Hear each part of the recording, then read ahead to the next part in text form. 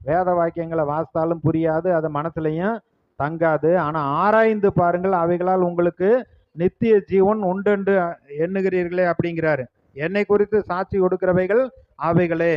உங்களுக்கு ஜீவன் உண்டாகும்படி என்னிடத்தில் வர உங்களுக்கு மனசு இல்லை. மனசு இல்லைங்கிறப்ப அங்கே இடம் இல்லாமல் போய் விடுகிறது. இதே இயேசு நல்ல மேய்ப்பனாக 10வது அதிகாரத்தில் அவர் நானே ஆடுகளுக்கு வாசல், என் வழியாய் ஒருவன் உட்பிரவேசித்தால் உள்ளும் புறம்பும் மேய்ச்சலை கண்டடைவான். நல்ல மேய்ப்பன் தன் ஆடுகளுக்காக ஜீவனையே கொடுக்கிறாரு. அப்ப நானே நல்ல மேய்ப்பன்னு சொல்றாரு. சொல்லிட்டு ஒரு காரியத்தை சொல்றாரு பாருங்க. 10வது அதிகாரத்துல 34, 35வது வசனம். இயேசு அவர்களுக்கு பிரதியுத்தரமாக, தேவர்களாய் இருக்கிறீர்கள் என்று நான் சொன்னேன் என்பதாய் உங்கள் வேதத்தில் எழுதியிருக்கவில்லையா? தேவ வசனத்தை பெற்றுக்கொண்டவர்கள் தேவர்கள் என்று அவர் சொல்லி இருக்க வேத வாக்கியமும் தவறாததாய் இருக்க.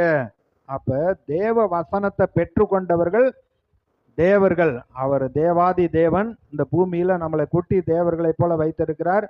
சங்கீதம் 82:7 தாவீதும் அப்படித்தான் சொல்றாரு, நீங்கள் எல்லாரும் தேவர்கள் என்றும் நீங்கள் எல்லாரும் உன்னதமானவருடைய மக்கள் என்று நான் சொன்னேன் அப்படின்னு அப்படி சொன்னார்னு எழுதியிருக்கு.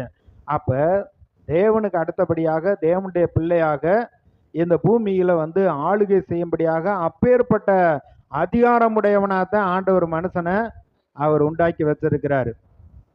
ஆனா பாவம் வந்தோடனே அந்த ஆளுகை அதிகாரமெல்லாம் அவனை விட்டு போய் விடுகிறது. இப்ப கிறிஸ்துவுக்குள்ள இயேசுவை ஏற்றுக்கொண்டு நீதிமானாக்கப்பட்ட நமக்கு அவர் பரலோகத்துக்கு போறப்ப வானத்திலும் பூமியில சகல அதிகாரம் எனக்கு கொடுக்கப்பட்டிருக்கு, அந்த அதிகாரத்தை நான் உங்களுக்கு கொடுக்குறேன் அப்படிங்கிறாரு.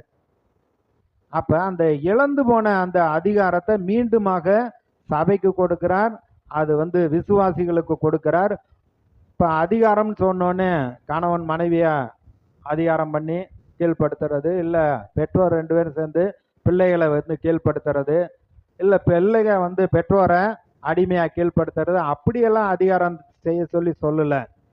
நீங்க பாத்தீங்கன்னா எபேசர் 1 அதிகாரத்துல கடைசி 2-3 வசனத்துல இயேசுவை சபைக்கு தலைவராக வைத்திருக்கிறார். எல்லா துரைத்தனங்களுக்கும் அதிகாரங்களுக்கும் மேலாக வைத்திருக்கிறார். எல்லா காரியங்களையும் அவருடைய பாதங்களுக்கு கீழ்ப்படுத்தி இருக்கிறார். ரோமர் 16:20 சொல்றாரு, சமாதானத்தின் தேவன் சாத்தானை நம்முடைய பாதங்களுக்கு கீழ்ப்படுத்தி இருக்கிறார். லூக்கா 10:19 சத்துருவின் சகல வல்லமைகளை மேற்கொள்ள நமக்கு அதிகாரம் கொடுத்திருக்கிறார், ஒன்று நம்மை சேதப்படுத்தாது.